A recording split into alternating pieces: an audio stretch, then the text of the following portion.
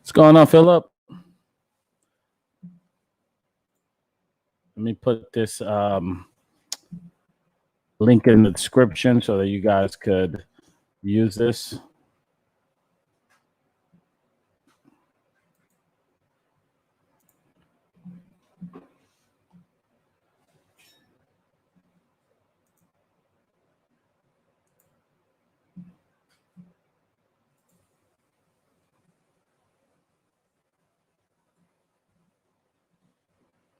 All right, we're good. Phil Carter, what's going on? Happy Saturday. And we have Philip. How you guys doing?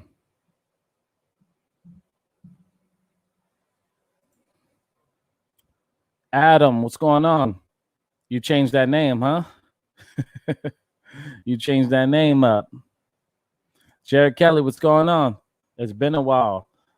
I'm glad you guys are doing good. We got half and half right now. We have Facebook and YouTube, half and half people. Thank you, Phil. Thanks for sharing for me. If you guys just jumped on, hit that like button and share if you're on Facebook. And if you're on YouTube, definitely share for me. Helps me out. Watching some UFC, huh? Awesome. Yeah. Just doing a little live show right now. I just checked Phil Carter. I seen that you did share right now. And yeah, I see that. Awesome. Let's wait a little bit longer. Let people jump on. Adam says, I want to order a Pros Cave hat. Yes, sir. We're going to get you one. And we have Pros Cave jerseys. Yes, sir. Pros Cave. We're in the building. So we got the Pros Cave hat and we have Pros Cave jerseys. And we're going to be doing shirts here soon too. Yeah, definitely. We got to get you hooked up. Definitely got to get you hooked up. Jared, thanks for sharing. I appreciate you. Thank you. How you guys been doing? What's the update?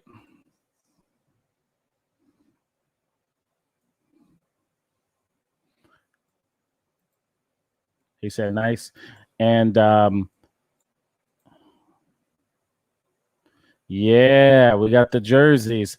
We rolling now. We rolling. Got that one. Yep, we rolling. Has the number in the back. It's pretty nice. Pretty nice. We rolling now.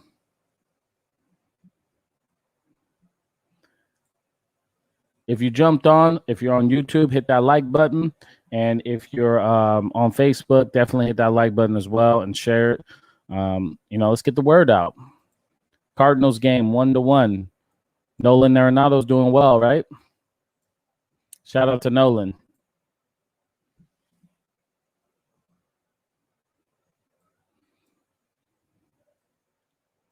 Cardinals fans in the house. If you're a young baseball player, let's chat. What are you struggling with? What things I can help you with? You know the routine. What's going on, Josh? How's it going? Thanks for jumping on. My Yanks are starting to play well. Yeah.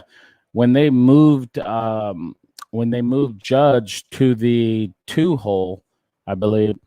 No, when they moved Stanton to the 2-hole, that's when they really started taking off. Here's the thing about Stanton. Stanton's an excellent hitter, but when you give him some protection, then he is dangerous. And that was the key. When he was batting in the 4-hole and there was nobody behind him, they would just throw him sliders off the plate. And since he's a gas hitter, he was missing by like 2 feet. I'm like, what is going on? Then I started to put the 2 to 2 together, and I was like, oh, okay. And then once they move on to the 2-hole, I was like, now he's going to get fastballs to hit, and he can guess, and he's going to guess right, because they're going to have to pitch to him because Judge is right behind him. And you see, now he's putting the team on his back. Frank, how's it going? Appreciate you. Such a good move. Yep. Scott Curtis, have you heard about the new college baseball documentary Uneven, the 14.9 scholarship limit and how it's damaging the sport? No, I haven't. Send me the link to that. That sounds pretty interesting right there. Send me the link to that. Love to watch it. Love when it comes out. And yeah, 14.9 scholarship limit and how it's damaging the sport. Wow, that's interesting. Wow, I got to talk to my college coach about that. See what's up with that. Done. Yeah, send that to me. That would be interesting to watch. And wow, I wonder why they're doing it. What's your 2 cents on that? Why they're making more scholarships? And what's the whole point of the documentary? SEC coaches aplenty. Ed Murr in the building. Ed says, "Are you going to coach college?" We'll see. That's my college roommate, Eddie Murray. We go back through the good and the bad. It's always good to see him jump on and support. So shout out to Ed Murr. But he's talking to me about, am I going to be a college coach? That's interesting. We'll see. This summer, what I'm doing is I'm coaching for USA and MLB baseball in the new Appalachian League, which is a college baseball league. And it's going to be my first basically encounter with coaching a college player. So we'll see if I enjoy that. It's pretty much, I think it's going to be fun.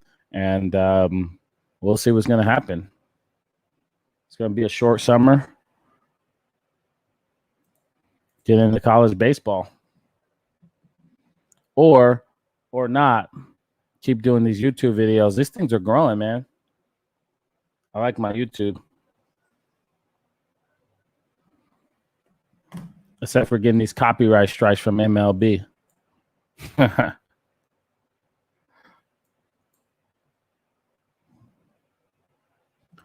What team in the App League? I'm going to be coaching for the Kingston. I don't know the team name, but it's the Kingston. I think is it the Rail Riders? Kingston, Tennessee baseball. Yeah. It's the I actually don't know. I don't know the team name. I think it's called the Rail Riders in Kingston, Tennessee, and the coach is going to be Darren Brown, the head coach, and yeah. Worldwide Gamer says, I saw your Mind League highlights. You were good. It was all right. You did all right. I appreciate you, though. Thank you. Ed Murray said, what kind of baseball culture will you bring to that team? The MLB mindset. We're going to be aggressive, hitting. We're going to hunt the fastball early in the count. We're going to take away the person's fastball so that later in the game, they're going to start throwing more off-speed pitches, which will result to more balls, and you're going to be in more hitters counts. So we're going to be aggressive with the bats. We're going to hit off the pitching machine, and it's going to be fun. So here's the thing. I've been thinking about this a lot because this is what's going to happen. If the game is tied, what they do is they're going to have put runners on first and second for the bottom of the 10th inning. I'm curious to know all you guys out there, baseball, you baseball lovers, what would you guys do in this situation? I'm going to tell you what I would do a little bit later, but here's the scenario. When bases are loaded, when you go into extra innings, they put a runner on first base and second base, okay? And there's no outs. First base and second base, no outs. And, that's what they're going to do. So, and then if no one scores on both sides, then they go bases loaded with no outs. So I want to know what you guys are going to do with the first situation. Will you bunt in that situation, or would you hit away? Because if you hit and you turn it and you hit the ball into a double play, that basically ruins the rally. So I want to know what you guys think as far as, doing that whole philosophy. What's the strategy that you guys will actually do? Edwin Gomez, what's going on? It's been a long time. Long time. Where you working at now? Where you at? Me and Edwin go back. When I got drafted to the St. Louis Cardinals, he was on my team with me. And yeah, it was awesome. We were in Batavia, New York, and which I'm 30 minutes away from there now. And it was crazy. It's crazy. I remember that one situation. I'm not even going to tell stories, though, but you just made me laugh thinking about, those old times. Worldwide Gamer, did you see Ronald Acuna? He hit a grand slam yesterday. Ronald Acuna, dirty. I might make a video on him and his 3 keys and his grand slam. Yeah, that hanger that he hit opposite field, that ball didn't even look like he hit it. That's how I know the baseballs are juice, because that ball didn't even look like he hit that ball good. And it went out like 7 rows up. It was a bomb. And it didn't even he didn't even hit that well. Matt White said the Mississippi State football color analyst took on the 14.9 topic. I want to hear that. I really want to watch that video. Ed Murray says that's what they do in France in extra innings. Ed Murray, if you guys are looking to go play professionally overseas, France, I think the Netherlands, there's a lot of different leagues overseas so you can play professionally, go out there and make a little bit of money as well. Ed Murray is the person to talk to. Yeah, definitely go check him out. Are we allowed to steal and then drag bunt? Yeah, you could do whatever you want as far as the scenario goes. I'm curious to know what you guys are going to do. Phil Carter, 10 inning rule. What would I do? Vote that down. Worst rule change, total on baseball. Yeah. Curtis, here's the link to a promo. Okay, awesome. Would you recommend a young player to use the thumb guard like Mookie Betts, Justin Turner, and lots of MLB players? Great question, Edmer. I recommend using the thumb guard because I was in Double-A. I was facing a lefty for the Angels, and first pitch he throws me, curveball, boom. Okay, strike 1. Next time he throws me a changeup or another off-speed pitch, I swing through it, strike 2. So it's 2 strikes, throws me a fastball in a 97. I was not ready for that pitch. Jams me. My thumb is like swollen, like humongous, right? From that day on, I always wore a thumb guard. So I would recommend that young players wear thumb guards to protect that thumb. Last thing you want to do is swing and your thumb's all messed up and you can't even swing the bat. We got 20 people on. Hit that like button. People aren't hitting the like button, though. Hit that like button as you come on. We got 20 people on. And as far as the Facebook, hit that like button as well. Share this to other groups. Let's get more and more people. We got 20 people on right now. It's awesome. Edwin says, fellow muck dogs. Haha. Yep. Frank says, how are you, sir? Are there advices for yips? Thank you. Okay. Good question. So I had the yips. If you've played this game long enough, you definitely are going to get the yips. It's just part of the game. It's a mental block that all players go through sooner than later. Hopefully later than sooner, but it's something that players are going to get. So don't be ashamed that you are going through it. One of the things that I recommend is that what happens is you start to think as you're throwing. So let's say you're fielding the ground ball, and as you shuffle your feet and you're throwing, you're thinking about not messing up, right? That's what your mind's doing. So then your mind and your arm feel disconnected. So the key here is how can you eliminate your mind from poisoning basically your results? So one of the things that I did was, if I was playing third base, I would get all the way to the edge of the grass, so deep third base, and I'll have my coach hit me a ground ball, and I would throw as hard as I can across the diamond. So what that does is eliminate your thoughts while you're throwing. And what you'll do is you'll find your arm slot, your natural arm slot. And After you do that, like 10 to 15, then you'll know where your arm slot is. And then the game, just do the same thing. Just field the ball and throw as hard as you can, and you won't think about it, and they'll go right to your target. So that's the quick way of explaining it.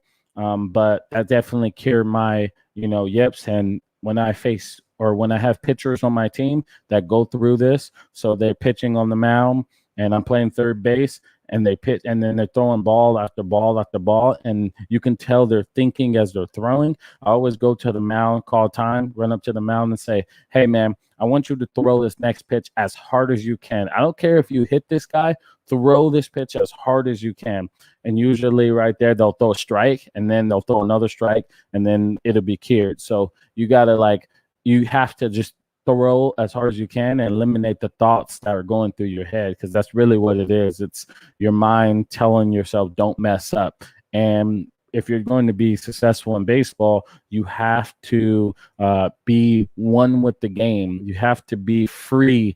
There's no distractions that are coming to you. So that's something I highly recommend, and it'll cure your yips.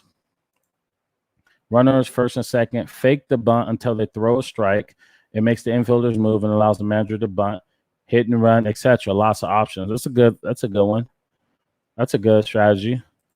I think it depends on the hitter. If I trust him to hit, but if I don't, he can hit that well, I'll make him bunt. Yeah, so that's a good question too, because I was thinking about, I was like, what if I have my 3-hitter or my 4-hitter up? Do I bunt them in this situation? It becomes pretty interesting when you think about it.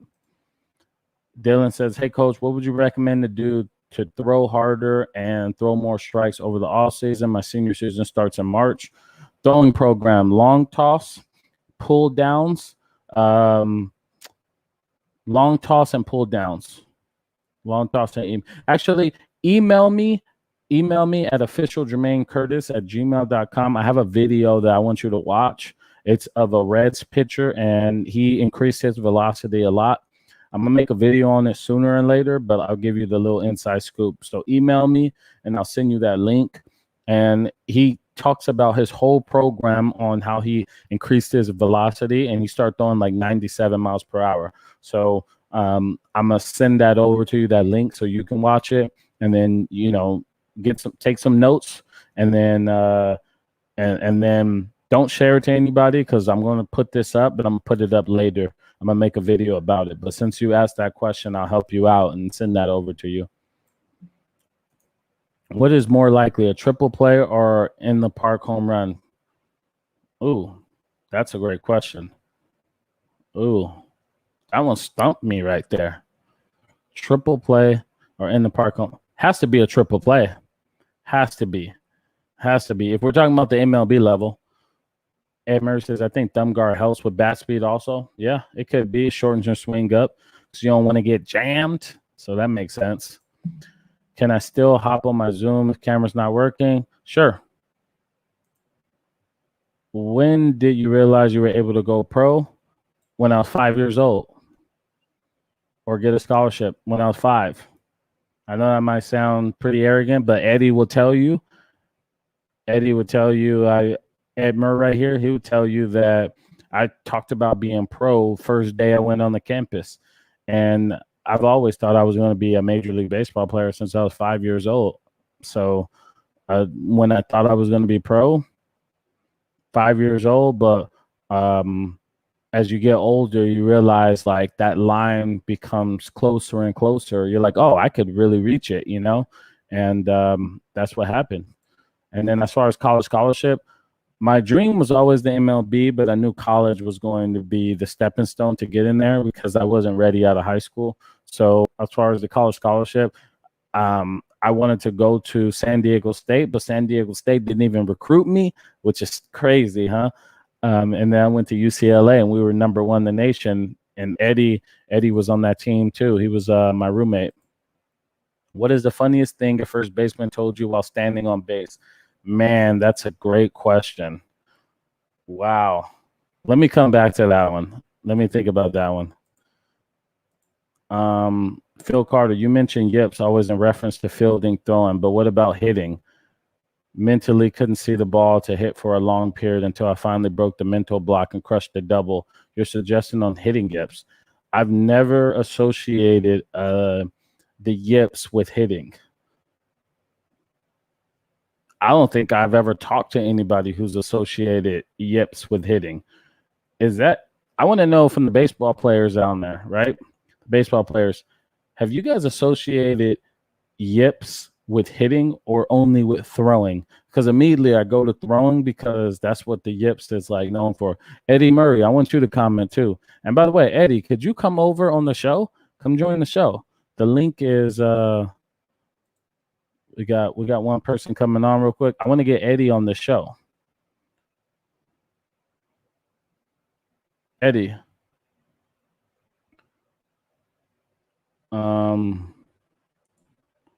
Dylan says, thanks, coach. I'll email shortly. Awesome. What are pitches you recommend I should master going to the next season? Throwing fastball.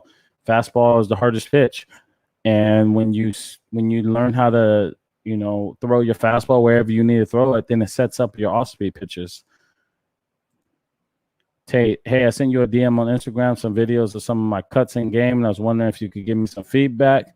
I've been super busy, Tate, but when I get some downtime, actually tomorrow I will. So tomorrow I do Success Sundays, and I break down swings, and I react to players' highlights. So if I don't have too many of those, I'll do yours tomorrow. So tune in for that. Hey, from a professional, I keep hitting grounds straight down or chopping them. How do I fix that? Start working on your top hand and getting through the baseball. It sounds like you're either getting beat, you're rolling over, or your lower half is making you basically chop down on the ball. So check my video that says how to stop hitting ground balls. It's on my channel, and it'll give you an idea of like where to start, like the checkoffs to, fixing your swing. But one of the things I would highly recommend is getting through the baseball, getting on plane and finishing high through it. Probably can't stay online. Haha, great question.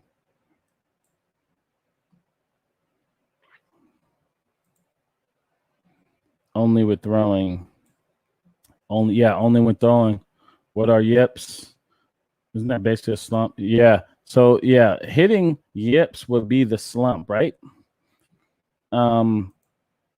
So what is the yips? Yips is when I pretty much explained it. It's like you can't throw to your target. Like you throw, you'll see catchers have this problem where catchers they could throw to second base, but they can't throw back to the pitcher. So they'll throw it like in the center field or throw it to like second base or shortstop. Like they just throw it everywhere. It's like your arm is detached from your body. It's a really weird feeling. And if you've played this game long enough, like you're going to go through yips. Everybody gets it at some point. So, if you haven't got it, you haven't played this game long enough, and you haven't played at a high level because everybody goes through the yips. Isn't that basically a slump? Yep. What is the deciding factor to send the runner on third to steal home? What is the deciding factor to send the runner on third to steal home? I'm confused. Only with throwing. Yep. Yips and hitting is just a slump, in other words. Yep.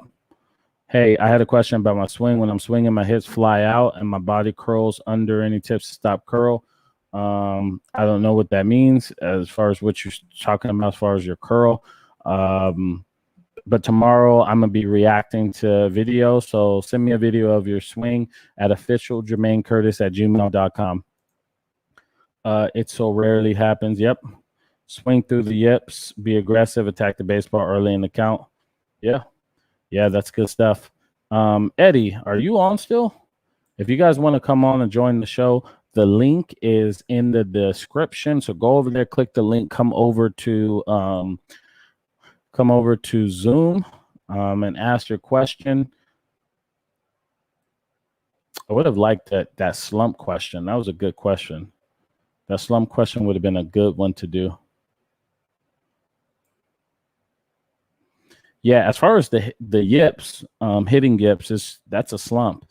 And to break that is you have to do a lot of self-talk and build yourself up with hitting. Because the thing about hitting, it's like hitting is like you could do everything right and not get results. And a lot of people, you know, the key to a slump is taking it one at bat at a time instead of taking it four at bats. What happens is a lot of young players, they string their at bats together. So you strike out your first at bat, you ground out your second one, blah, blah, blah, go on. So you're over four for the day, right?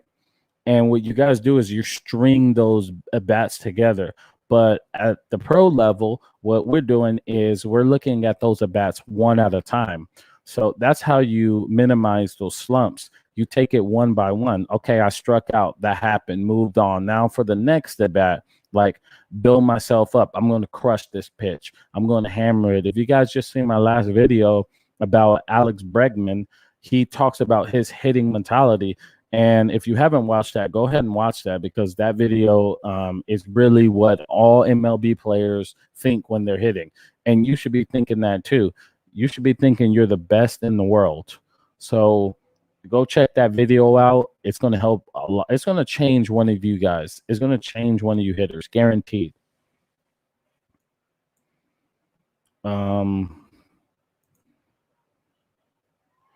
When did you start being successful on the field? Successful. It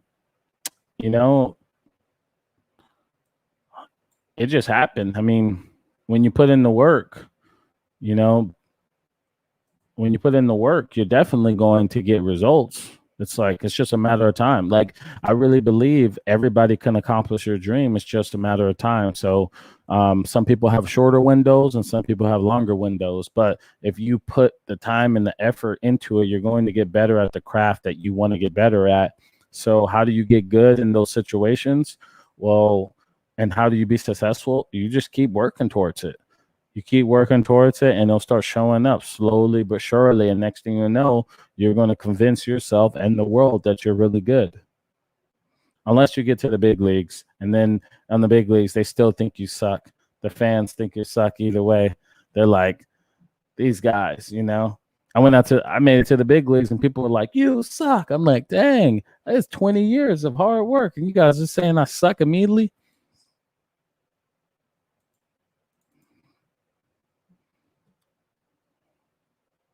Give me a second. Phil, give me a second.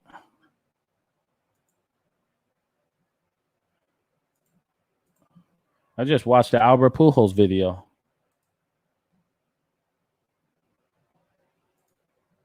Albert Pujols, man. Did you see that home run, guys? You see that home run, the Apple homer? That was pretty cool. All right. Scott says, thanks, Curtis. This is real cool. If you guys want to donate to the super chat, get that going. If you're getting value from this, donate something. Help the channel. I put it right back in. It helps me to, keep this going and, and connecting with more kids. So if that's something that you're interested in, definitely do that. So give me a few more questions, Phil, and then I'll come over to you. Baseball is the best. I have dumbbells. What exercises should I do to get the most out of my workouts? Bat speed, power, velocity, and running speed. Bat speed, underloading, overloading. Power, lower half core. So deadlifts, front squats, hip thrusts. Yeah, work those glutes. As far as velocity and running speed, run up hills and then definitely run down hills. What you want to do is run up hills. That's the strength training. And when you run downhill, that teaches your body you can go faster. So definitely do that. And also make your hip flexor stronger if you're talking about running as well. And then your hamstring, strong hamstrings and hip flexors, strong hip flexors, you'll start running a lot faster. So good job. Put that work in and let me know how it goes. When did you start getting recruited by college scouts? My junior year. I signed my junior year. He was successful in high school, worked hard, held his head high, played hard, had respect. Yes. Oh, so Dell. Okay, so Dell. I used to play against Dell back in high school, and he threw gas, by the way. So don't let him. He's coming over here and he's giving me props, but he threw gas. So don't I should be talking about him right now. Hey, Dale, we got to get you on the show right here. Come on the show. Let's chat for a second. Talk about, help some of these young players. The link is in the description if you're on YouTube. You're not on YouTube. You're on Facebook. Let me put the link in for you right now. So you should be able to get it now. It's right there. Tate says, should I email you the clips for Success Sunday? Yep, definitely. Email me. Any tips to stop swinging at curveballs in the dirt and away? Give me a second. Tate, email me at officialjermaincurtis@gmail.com. Officialjermaincurtis@gmail.com.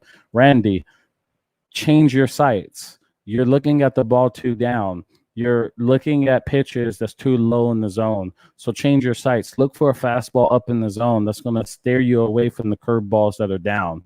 So just pull your sights up higher. That's why you're swinging at the one that's dirt. So the key is with curveballs aren't equal. They're not equal. So your job is to hit the mistake and take the dirty ones, which is the one you're talking about, the one that's in the dirt. Take those. And how do you hit the mistakes? The ones that are mistakes are up in the zone. So if you change your sights, just move it up a little bit. What you're going to do is you're going to take that curveball, because anything that's down, you're just going to say, no, I'm not going to swing at it. And then that's how you hit that curveball. So that's the key to hitting curveballs. It's your approach. It's not your swing or anything. It's what you're thinking at the plate. The key is like when you hit is, what are you thinking? What's the plan? When you have these plans, that's when you're going to make yourself, you're going to separate yourself from everyone else. Shared this on Facebook. Awesome. Thank you. Like, hey, Coach, did you get Gary's schedule? I emailed it. Yes, I got it. Thank you. Thank you. I appreciate that. Tell G I said hi. Phil Carter. Let me unmute you real quick.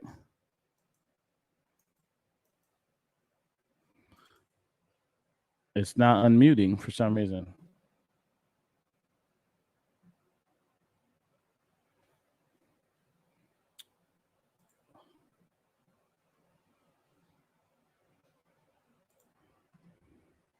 For some reason, it's not. Can you unmute it? No. So let me do something real quick. Can you do it now?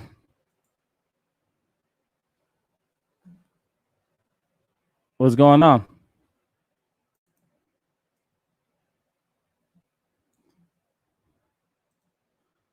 Hold up.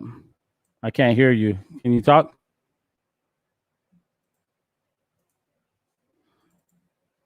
It's not working.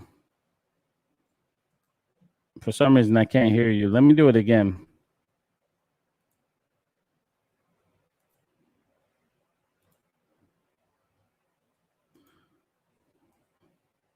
Hello? Hello? Phil, can you hear me? I wonder if give me 1 second. My speakers, are they even on right now?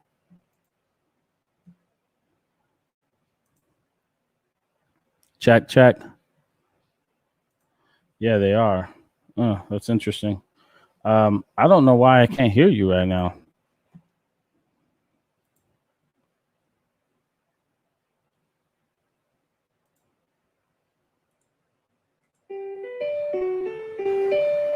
Let's see. Me different? There it is. You got me? Yeah. All right. Can you hear me? I can hear you. All right, perfect. I can always hear you. Perfect. Give me let me move you over to the screen real quick.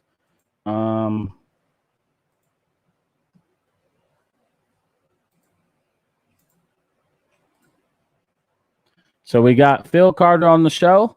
Phil, what's going on? Talk to me. Not too much. I was mainly signing on because you were mentioning the whole Yip versus Slump thing, and figured I'd sign on. We could talk about that a little bit more if you wanted to. Okay. So yeah, so the slump is basically, it's the same thing. I mean, hitting yips, but I've never heard anybody say hitting yips. So like when you said that, I was like, hold up. I've been in the game for 26 years, my whole life, and I've never heard that before. So I was a little. Go ahead. When you were talking about the yips, the whole bunch, for some reason the term slump just it wasn't in my head so much, but you were talking about Yips. I was like, yeah, just being unable to connect with what you really need to do and what just always came naturally. And it made me think about last year playing in a league. And, man, it went on for like 2 months. It felt like I didn't have a hit. Really? And it didn't matter what I did. I'm the type of person who can think of back when, like, Cal Ripken Jr. hit. That guy never had a batting stance because he had like 20 different, batting styles. So whatever felt comfortable with him at the time. And that's kind of like, if one thing's not working for me, I'll change my batting stance up a little bit. Or if I'm facing a certain type of pitcher, I'll bat one way versus another. Or if people play the shift, well, I'll open. If everybody shifts to the right, I'll open my stance to the left. So I never bat one way. Right. Like that's what I was doing last year. And nothing worked, to save my life. But then, like I said, that one day, just finally crushed a double. And it was like, I might as well have hit a grand slam because I did the whole bat flip and everything because it felt so good to hit that double. And then after that, I was back on track hitting it. I was like, man, what could I do to, besides, struggling with my bat stances or, is there anything to help a slump or so hit that got more on their thing that helps them with their batting stances but may not know? So hitting is mainly, it's all mental. So like, how come you took one good swing and then you started hitting after that? And it's because mentally you were like, oh, there it is. And you like believed in yourself again. So like, that's the one thing I always say to like these young players out here is, the mental game is super important from players separating themselves. So how do you get out of slumps quicker? Well, I made a video on it just a few days ago, and it's like a 4-step process. The first one is start saying I am statements. I am a doubles hitter. Like I am the best player on the team. Start saying it, but don't just say it like how I'm saying it right now, because I'm saying it like this. I'm saying I am. Like you want to say I am the best player on my team. I am a good hitter. And you see how that changes your emotions? And like now you like believe it. So that's the first thing. The second thing is you're going to have to visualize yourself hitting doubles, singles, all that. Just visualize. And then the third one, obviously, you got to practice. And then the fourth one is once you get a hit, tell yourself, you know what? This is who I am. This is what I do. I hit doubles all the time. I hit singles. Like reconfirm your success. And that's basically what you did. So when slumps happen, we end up being like, what's going on? And you feel lost. You don't know who you are. And so you have to like retrain your brain to tell yourself, this is who I am. And when you do retrain yourself, that's how you'll consistently hit and get out of those slumps quicker. So that's the key. You literally, baseball's like at the highest level, guys are just tricking themselves. That's it. Everybody's tricking themselves. Like the players are just like, I'm the best on the field. Even if they're going through a bad slump, they're telling themselves they're the greatest. And like I would just tell myself, if I was going through a slump, I'd be like, oh man, I am so close. I'm taking balls and I'm swinging at strikes. And I'm just like changing the story in my head instead of me saying, you're sucking right now. I'm like, nah, man, like you're doing good, man. You're swinging at balls. You're swinging at strikes and taking the balls. That means you're going to be successful if you keep doing this. And you just keep changing your mind and saying, yeah, I'm good. I'm the best. I'm like this. And then you'll start banging the ball around like it'll just flip. Once you do it once, like you said, it'll just go away. You'll start hitting the ball. But the key is you got to keep telling yourself mentally who you are. I am a player. Because what happened with you just got lost.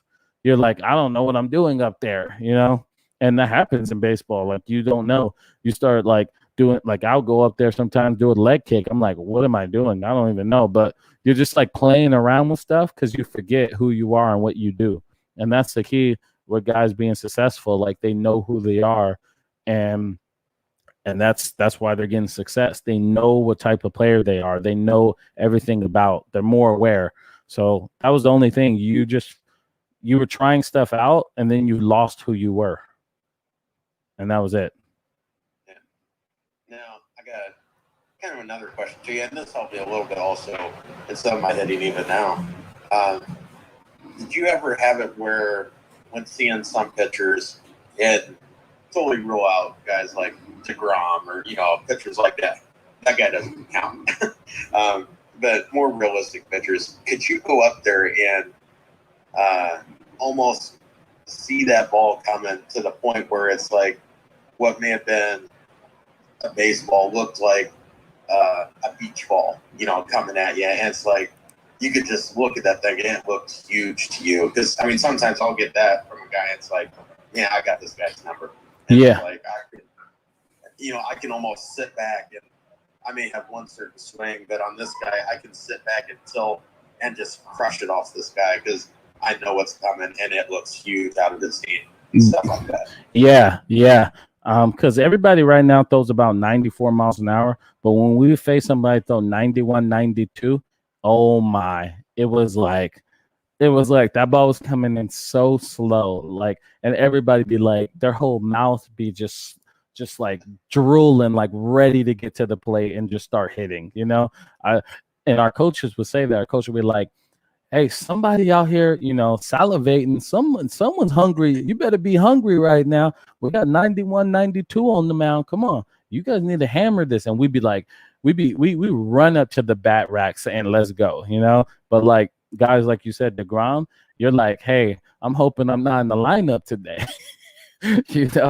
Or if you get those posts from he was with St. Lucie in that rehab assignment. Who was he playing for the Cardinals? I don't know. I wasn't there.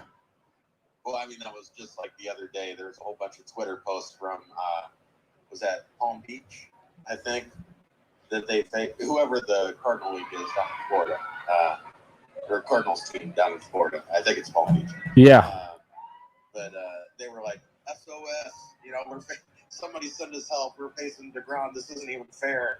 And if you go look, there's a whole bunch of funny Twitter posts from the Cardinals team that faced DeGrom. And it's like, what are we supposed to do with a 102-mile-per-hour pitch? Yeah. I mean, it was just not even fair at that level. Well, when you face those guys, the key is, can you just go 0 for 3? Because the thing is, the key in baseball is not going 0 for 4. Like, if you want to be a successful baseball player, you need to go 0 for 3. That's it. Like, if you're 0 for 3, you got to figure out a way that last about to get hit by pitch or dump one in so that you go 1 for 4. But 0 for 4s are the ones that kill you. 0 for 3s don't do anything for you. Like, they don't hurt your batting average as much. So when you're facing guys like DeGrom, you're like, hey, today I just got to, maybe I can, maybe I'm hitting in the 3.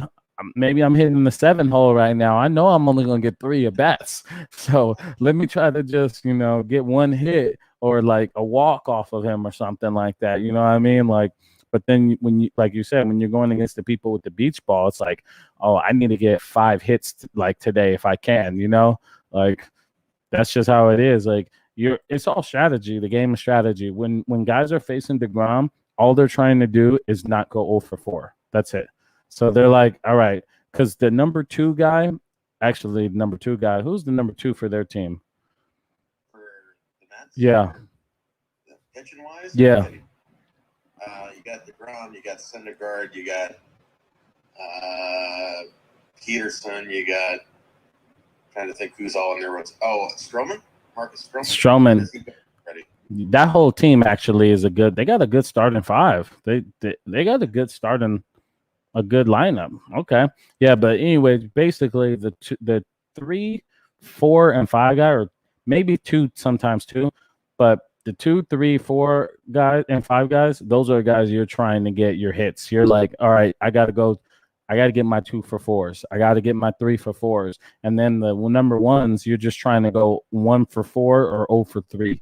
You can't do 0 for 4s. 0 for 4s, they hurt you so bad, Well, here's a question for you. White Sox.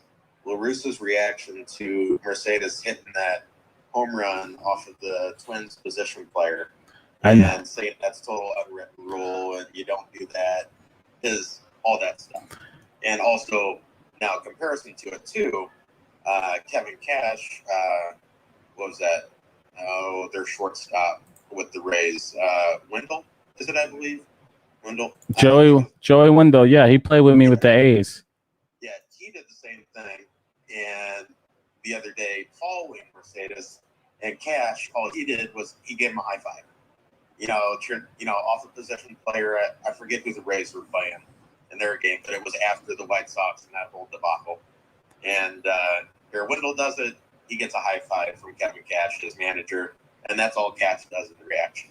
So what do you think of La Russa? Man, that whole thing going down, and also CC Sabathia and his reaction to the whole deal. And then, what did he say? What did he say? Pretty much it's a load of crap what he's doing, that La Russa needs to shut up, and that he's not backing his own players. He pretty much needs to be fired and all this stuff. There was a lot more to it because Sabathia really went off. He's like, at this point, what's it even matter? And so I've been waiting for this question. I feel like people are going to ask me this question sooner or later, and I'm actually in the process of making a video about it. But yeah, I can't spill the beans because I want to release that video. But basically, Tony La Russa, the reason why he got that job, in my opinion, was for situations like this, because the White Sox are a very, very young team. It's different from like when I grew up. Like my first year in AAA, we had 36-year-olds and 37-year-olds and 38-year-olds on the team. So what? That was Memphis. So that was my first year. And these guys they're like, hey, there's a chance that you'll be in the big leagues. So we want to teach you the ways. So they taught me the ways of like, all right, how you if you're a rookie in the minor leagues or a rookie in the big leagues, what you need to do. So that was then. But then 8 years later, actually, 8 years later, I was in AAA. I was 30 years old, and I was the oldest guy on the team. And the guys were super young, and they didn't have that veteran like leadership. And if I said something to them, they didn't even like react like it was when I was playing. Because when I was in AAA the first years, we had a whole lineup of veteran guys. So like basically what I'm saying is La Russa is in that spot for these situations because they weren't taught the ways from the veterans to teach them. So if they go out there and do these things, young, Hispanic, African American team play with flash, guys are going to be upset about that. So that's the reason why La Russa is that head, to keep them in order so that they can go out there and play their best. So that's my 2 cents on that. And that's the reason why La Russa is on that team, for the purpose of what's going on there, because they're trying to keep the players in line. Otherwise, people are going to be upset if Tim Anderson just keeps throwing the bat and then they're throwing balls at him, and then you got the other players on there acting up, doing things too. Like, guys are going to be offended and throw the balls at them. It's just how it is. So La Russa's there to like stop all that. Yeah, so now there was, Lance Lynn, who's on the White Sox, and he was one that supported Mercedes, because at one point La Russa said, if they throw it Mercedes, then that's fine. What's up, Kendall? What's that? I was saying, what's up, Kendall? What's going on? But Lynn was saying, La Russa was saying, yeah, if they throw it Mercedes, I'm not going to object to it because Mercedes did what he shouldn't have done. Lynn was all against that. He's like, he should be supporting his players and having his players back and all that. He should have, to be honest. He should have. That was kind of I thought if La Russa's going to say that, he should say it to Mercedes or something in the clubhouse. He should be coming out and making this big announcement and making this whole separation apart from Mercedes. Have it in the clubhouse. Don't come out across the media announcing, hey, it's cool to throw at my guy. Yeah. He's like, shut your mouth if you're going to do that. That is when you've totally broken any relationship and camaraderie between your manager and your players. Now all the players are going to start separating themselves from him, and that's where the big break was. And I think that's why Sabathia went off, why Lance Lynn's going off, and I think some of the other White Sox are probably going to start taking the side of Mercedes when they see that their manager can't even back him, or at least keep that opinion out of the media. Yeah, for sure. That, to be honest, that team was going to be successful without La Russa, but so it really doesn't even matter. But because they weren't going to connect with La Russa. He's too old school for that new school team. So that's the reason. Like I said, that's the reason why he has that job, is because of that situation. So new school. The game's changed. Guys are younger. They're not doing what they were doing 10 years ago. Actually, yeah, like I said, 10 years ago. I mean, 10 years ago, that wouldn't have been. No one would have swung at that pitch. No one. Especially 3-0. They would have they would have laughed at that pitch. But now the game's changed. Guys are younger. They don't know better. They're out there playing. There's not many veterans anymore. So that's just, it is what it is. So that's La Russa's job, is to be the leader, and he's doing that. But thanks, Phil, for jumping on. I'm going to get some of these other players to jump on, and I appreciate you. No problem. I'll talk to you later. All right. Bye. Ed Murr, come and jump on the live show. The link is in the description. Ed Murr, I want to get your opinion, so jump over. Let's chat real quick. Aiden says, the hitter's log has helped me realize my problem, which is pitch recognition and pitch selection. Any drills for that? The more at bats you take, the better you're going to get. It's going to even itself out. Literally, that's it. So the more at bats you keep taking, then you're going to, it's going to come together. Guys, come and jump on the show and ask your questions, please. Unfortunate that La Russa put Mercedes on blast like that. Yes, exactly. Can you explain pull downs? Pull downs.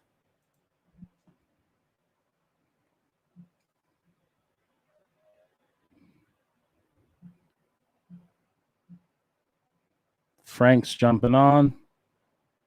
Frank, you were here and now you're not here. Ed Murr, I'm about to get on a plane, but there's a link. Yeah, there's a link. The link is in the description. You're about to get on a plane. Jump on real quick. Go down and click on the Zoom and come over. Yep, yeah, there you are.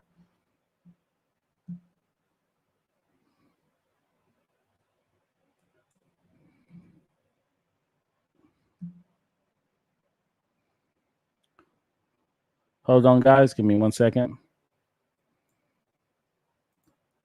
Eddie, can you there you go. Is the audio open? Does the audio come on? Oh, that didn't work. You got it? Ed Murr.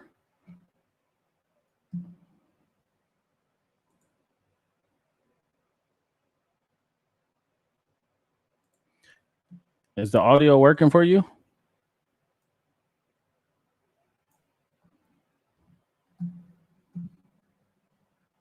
Give me 1 second. Can you press the button right now? Get on, Eddie. Yeah. Hey, guys. Can you hear me? Yeah. Ed Murr. So hold on. So you're at the Oakland airport? Yeah, just enjoying my little burrito before hopping on a plane to Long Beach, California. You going home, huh? Yep. It's good to see you. Good to see you. So tell the guys right now, if they want to go play in Paris professionally, what's some tips that you would advise them? Because hold on, let me give you a little intro. Yeah, a little intro real quick. Eddie Murray, he was my roommate in college at UCLA, one of my closest friends. And now he plays professionally overseas, plays in Paris, played in Germany, he possibly might play in Sweden this year. He got the connects to play professionally. So if there's something that you're going to be interested in, he's made a channel that he's talking about it now and then as far as, going over there. So give them a few tips that will help them to go play overseas. So my first tip is to, first of all, play as much as you can in America, college ball, and play as maybe all your 4 years. But there are tournaments and showcases.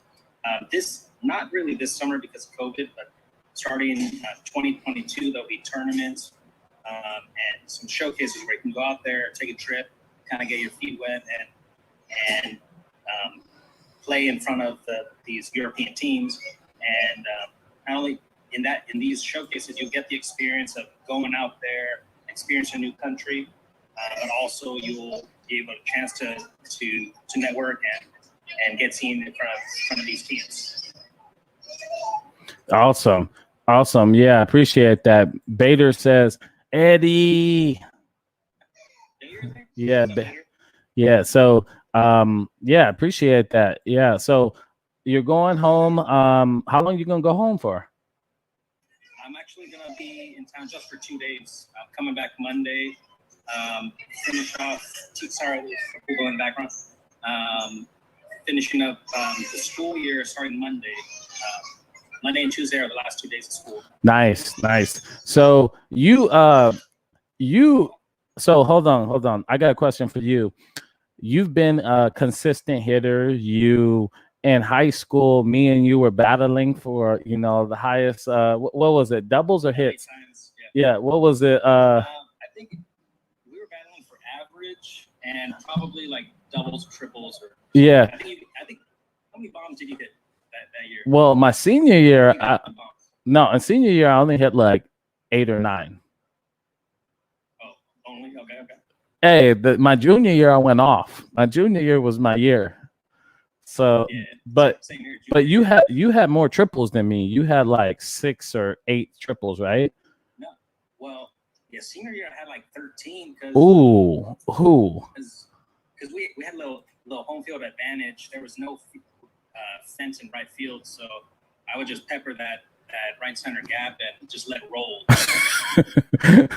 So Eddie is me and him would talk hitting in our rooms late nights, and we always just talked about different strategies and what he's learned growing up, and he helped me to hit more doubles with the things that he learned that I didn't know when I was younger. So I want to ask you, Eddie, if you have some tips to give some players right now on how to be a consistent hitter, like what would be the keys that you give them? What do they need to do in the batter's box to be consistent? Like you were at UCLA, like you were in high school. What would be the keys? Some ways to be consistent. It's just putting in the time, hitting. One thing that came to mind, Jermaine, was when we were playing in Indiana. You brought up that you had some pep in your life. I had an old coach named Pep. He showed us these donut drills, but the donut drill is a good way to work on bat speed. You can get a small donut, like I forgot what they're called, hitting jackets, like 8 ounces or 12 to 16 ounces. That'll help. Actually, what helped me be consistent was practicing hitting if you guys have a wiffle ball machine, hitting curveballs off the wiffle ball machine. Ooh, because okay. That kind of took my hitting to the next level when I was in high school, because you really wait on it, and of course, just doing all the drills you talked about. Is there like a plan that you had or approach, and then like walk me through, like, all right, if I'm going to help someone to be more consistent, would they have a plan? Like, what's the first step you would have, the second step? Like, can you break it down for them a little bit, Okay. You mean like approach in the batter's box? Yeah, approach. What are you looking for? What are you thinking? Is there some thoughts? Like, when you're working off the tee, what are you trying to do? Like, just walk them through a process so they can be more consistent. Okay. So I'll start with like practice, and then I'll talk about in-game approach. But in practice, say you're hitting off the tee, just kind of getting your routine. Maybe you do some one-hand drills, start hitting liners, just moving the tee up and down, out in front. Doing the drills you talk about, like double tee or front tee, high tee, low tee. Like, there's just all the drills. As far as approach, I'd say, just like you mentioned about what kind of culture you bring to your team that you're coaching. You talked about hunting the fastball. Same thing. Just look to ambush something. I mean, when I was growing up, I didn't know this term ambush until my pitcher friend Ryan Wars actually, he kept on saying, "Oh man, this guy ambushed me," and this was like I guess about 10 years ago. I didn't know what it was, but that's the best way to go. Just look for that first pitch fastball because it's coming, and that way you're going to be aggressive, ready to hit, and ready to do damage. Like some donkey. So basically, your strategy is get them early. That's basically it. Get them early. Get that mistake early. And okay, that's a good strategy. Because yeah, if you are aggressive, then you're not gonna think too much. You're going to just go after them, and it's like, yeah, you're confident in yourself. Yeah, that makes a lot of sense. I like that. Yeah. I like that. And you'll naturally react. It'll be just like batting practice, you know, like if the ball's there, you hit it, and if you don't like it, you just let it go, and then you don't really have to think. You just go up there hacking, and if you don't like it, you'll just naturally take it. Okay, awesome. So let me ask you this question. Now let's go a little bit further on that. What about hitting for power? So hitting for power. So I experimented with the launch angle a little bit this summer, but for a younger player, I'd recommend just going up there, being consistent, but also if you're in high school or beyond, you know, lifting those weights and actually swinging hard. So I actually believe when you're younger and you swing your hardest, you'll naturally put on a good swing with your legs working in unison. So just in case you're ever feeling like you're in a slump, just go up there and swing as hard as you can for like 10 hits, and then something might click after that. But swinging hard, and I think Jermaine, I think he played with a teammate who used to swing his hardest every single time, and he had unbelievable bat speed. I remember you told me, I think his name, I think he passed away from the Cardinals. Oscar Taveras. Oscar, yeah. R.I.P. So I remember you told me that his approach was just swing as hard as you can, and he had ridiculous power, right? He swung as hard as I seen anyone ever swing, but he was like, he knew what he was doing in the batter's box. Like, he knew what he was doing, you know, but he did swing super hard, and like, he would hit off the tee for a full hour, and he would hit the ball. He put the ball in the same place every single time and hit the ball there for an hour at the same place. He wouldn't move the tee around. He would hit it over the shortstop's head. He was a left-hander, and he hit over the shortstop's head on a line drive. And every swing, he would look back because I'd be watching him. He'll look back and be like, "Oh yeah, Papi. Oh yeah." He'd do that every single time, and I'm like, he's not working on any other pitch. And then in the game, it would be over his head at 100 miles an hour, and he would just go whack and drive it out of the ballpark. It was the most insane thing I've ever seen. Yeah. I mean, yeah, some guys just set up that tee like right there every time. That's one approach. Or you could do all the different tee drills, you know, like. And I think nowadays, like, there really aren't any rules in hitting. You just what works for you. Like Josh Donaldson came out there and said, like, step in the bucket, or yeah, so, like, you step out, you know. So like, and if something works for you, just use it, you know. Awesome. Okay, well, I'll let you go, but one more question for you. If you want to give a tip to the younger baseball players right now, what would be your one tip for them if they're trying to play in college, go somewhere like UCLA, or just go in college in general? What would be your advice to them? You know, I would say if they're watching this, then that is a great first step, because then they're getting all the knowledge from like you basically telling all the good things to do that maybe we didn't know when we were in high school. We kind of learned it through our college and through our own experience. But like, of course, you're a great resource. But putting the time in, of course, hitting the weights, you know, trying to what's called bulk up in the off season. You know, and get as athletic as you can. And actually, I would say, like, use your strength. So if you're not the biggest dude, then you might be like really consistent hitter or like really fast. But say you're a really big dude and you're just trying to hit bombs, then just be the best hitter you can be, where you might not have to focus on speed or that kind of stuff. But of course, being an all-around baseball player would help you. But definitely keep building your strengths, and then keep making that your all-around game solid as well. I like that advice. I like that. See, what he's talking about right now is knowing who you are as a player.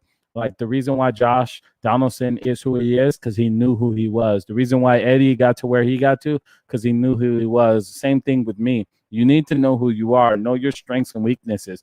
You don't have to play the power game if you're not a power hitter. Like you don't have to try to play that game. And I feel like a lot of players are trying to play that game and they're not playing to their strengths and they're getting passed up because of that. So play to your strengths and be the best at it. Be the best on the field at that one thing. If it's defense, be the best on the field at any given time. You know what I mean? And when it comes to defense, be that guy and take pride in it. Dive all over the field. If you're a guy that gets on base, get on base, man. Walk. Whatever you need to do, do whatever your strength is, know it and do it to the max. And that's the reason why I have the hitter's log, which I'm going to plug in right now. So if you guys don't have it yet, link will be in the description below. Get that hitter's log. I'll give it to you for free. Just pay the shipping. It allows you to know who you are as a player, and then you can play to your strengths and then build on your weaknesses. I know you're gonna add to what I was gonna say right now, so go ahead and add on to that. You were like shaking your head and saying yes to everything I was saying. Oh yeah, and especially for the high school kids, your body is still growing, so you're gonna be getting stronger. You guys might be growing like 6 inches, 8 inches in the next couple of years. So, of course, take care of your body, get your sleep, because that's how you're going to grow the best. And, say you're a little younger, maybe, you're going to be a consistent hitter, but maybe, try to work on that power. You might turn into a hormone guy. I know Jermaine told me a lot of stories like Randy Rosarena from the Rays was a singles hitter in Mexico when Jermaine was playing against him, and with the balls being a little bit more live, those doubles in the gap are going out the yard. So just keep it up, keep hitting, and I guess one last thing is find a way or find an environment where you love the game. If you're on a team that is just all serious and like you're not having fun, then think about switching it up. But get into an environment, find a coach nearby that it helps you out and you're having fun out there and you're hanging out with your friends playing some ball. Awesome. Yeah, that's great advice. Yeah, you need to be having fun, man. You guys know this is a game, man. The more you're having fun, the longer you're gonna play. I'm convinced if you're having fun, you're going to play long. If you're not having fun, then it gets hard to practice. It gets hard to do all the things. And if you guys, I have a video I just posted. It was Tim Anderson, but I haven't posted it yet. But I talk about it. And it's like, you guys need to understand and find your why. Why are you doing what you're doing? Because a lot of guys are just playing without understanding who they are, understanding why they're doing what they're doing. It could just be for fun, but as long as you know why you're playing, that's what's going to make you successful. I'm on here doing YouTube talking hitting. And why am I doing this? Because I enjoy. I love this and I'm helping you guys. So it's like I know my why. So why are you doing what you're doing? Because we know what it's going to get hard where you're going to be not doing as good as you want to. And if you know your why, you can power through. But if you don't, you're going to be like, why do I want to do this? I don't need to do this. And that's the key. If you want to be successful, you have to power through. You have to know why you're doing it. Okay. But I want to also say the MLB balls, they're fooling you guys, man. Those balls are juiced, man. Those balls are juiced. Like, those balls are going 30 to 45 to 50 feet farther than normal baseball. So all you guys are like, oh, I need to hit for power. I need to hit for power. It's like, nah, you need to be a really good hitter. By the time you get to the big leagues, those balls are going to be, they're so tight and they're so small that they go farther. So all the guys you see at the MLB right now are singles hitters. That there were singles hitters in the minors besides like Joey Gallo and Chris Bryant.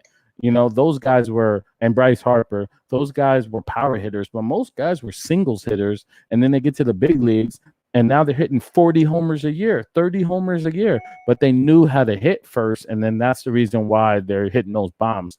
So don't get caught in the game where it's like, oh, I need to hit for power if I'm only going to do it. Now, it does help.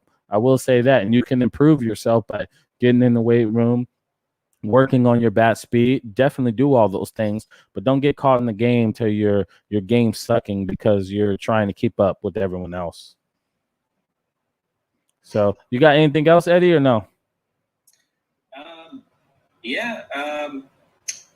know, I will say for the younger players, because this is bringing me back to when I was in high school, and that, you know, in high school, 87 was fast, you know, but then as you kept on seeing more of it, then it became, you know, easier to hit, or, you know, more normal to hit. So if you're in a game and there's like this pitcher that's throwing gas that might be even 90, you know, just stick with it. One of my favorite drills was, we called it power toss, but it was basically like BP from really close, and the pitcher would just chuck it, and that would help on your bat speed. And I'm sure you guys heard Jermaine talking about hitting off a machine, hitting gas off a machine. That's going to help your bat speed. So basically, you could train yourself to be able to hit 95 off anyone. So that's one little tip. That's funny.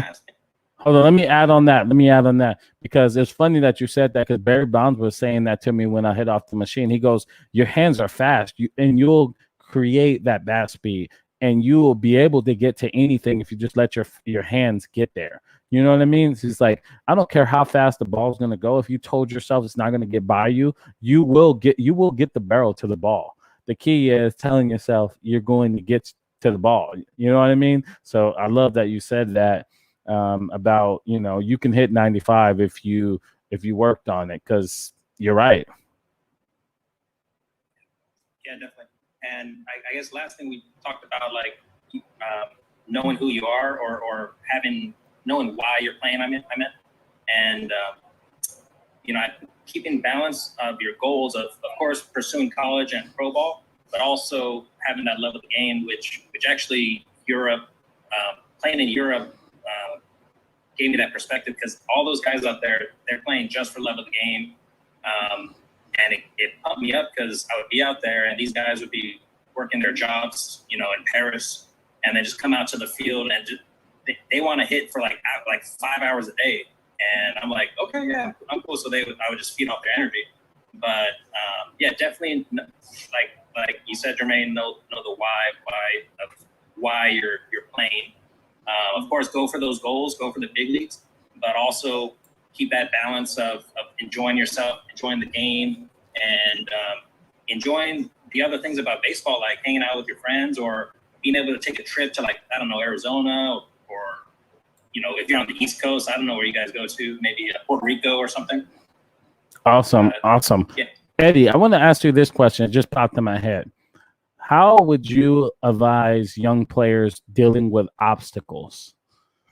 I think you're someone that could definitely talk about this, and you could probably share from your past on like things that you wish you did and things that you did do good. So I would love to hear your perspective, because this could help a lot of players right now. Okay. Yeah, dealing with obstacles, I think one of the biggest things is believing in yourself. So, you know, let's just say, for example, you're on a team and you're trying to crack the lineup, you know, and it's, you know, that's one of your big goals.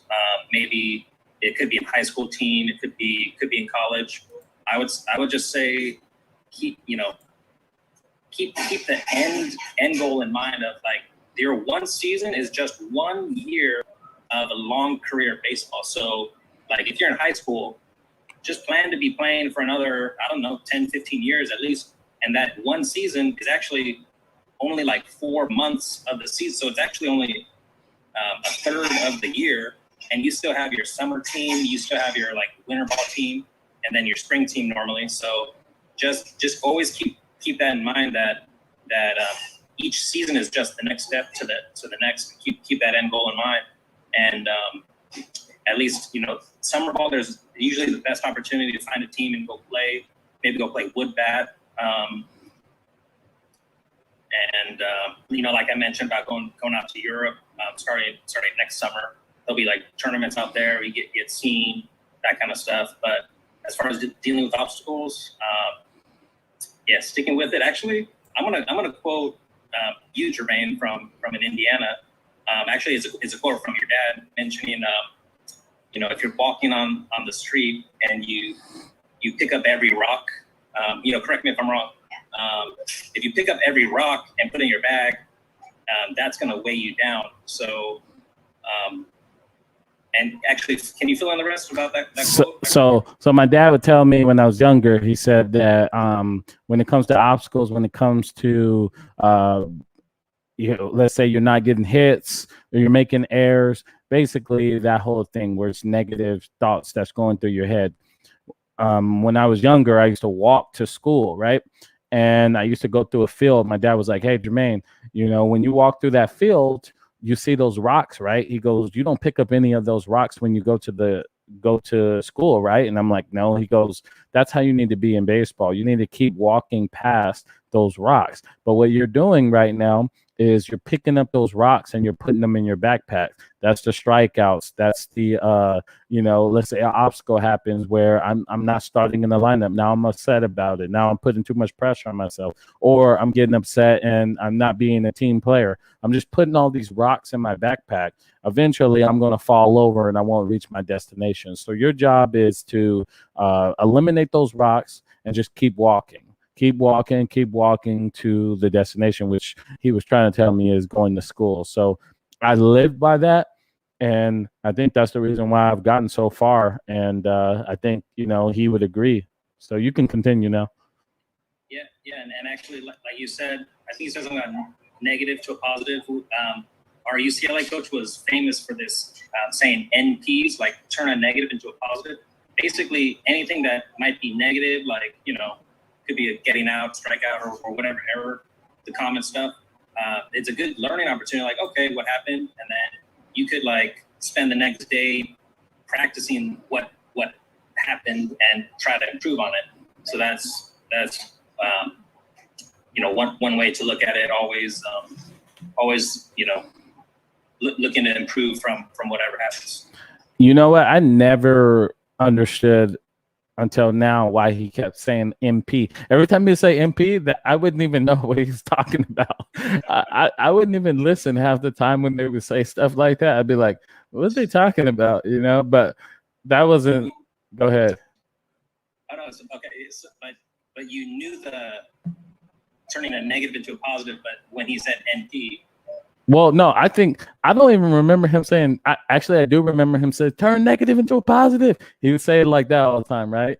He would like yell it kind of, and he would yell it at the pitchers because our college coach was the pitching coach. So let's say if the pitcher went like 2-0, I don't know, he might say NP, or like, something like get the next guy, something like that. Yeah. That's funny right there. MP. Yeah, that's awesome. But yeah, when he said that, I would never understand because I don't know. I wouldn't be listening half the time when he be yelling that stuff. I'd be like, "What? Come on, man! I'm trying to get these hits right now. I'm trying to make these plays." But he wouldn't say that to position players though. He wouldn't. Yeah, he would. Yeah, he wouldn't say much because he would be working with the pitchers primarily. So with that, okay. So like, I think you played under Vanderhook, and he's one of a top coach as well. What did he teach you as far as like, in your game? I feel like you were a different player when he was there. So like, I wasn't there. I had already left. But what did he bring to the table that changed you? brief background about Vanderhook is he coached Justin Turner at Fullerton. So he kind of brought the Fullerton mentality to UCLA, and how I fed off it was he loved hustle and like kind of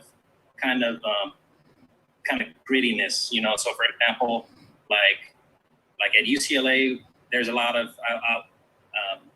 I'll just say a lot of prima donnas, like just looking to like not get their jerseys dirty, or like, you know, and actually Justin Turner, this is a quick story. Justin Turner came into our clubhouse my senior year.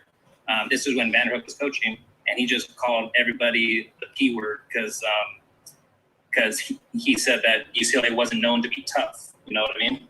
But then Vanderhook, that was Vanderhook's first year at UCLA, so then he brought this toughness. You know, just for example, taking the extra base, like getting a single maybe in the gap, but then turning it into a double by just running in its base, and then just like, you know, sliding in hard and like pumping the team up, or what else, like maybe some smart plays, like back picking them, like always thinking the game. That's if you see Justin Turner, he's always out there, you know, doing something.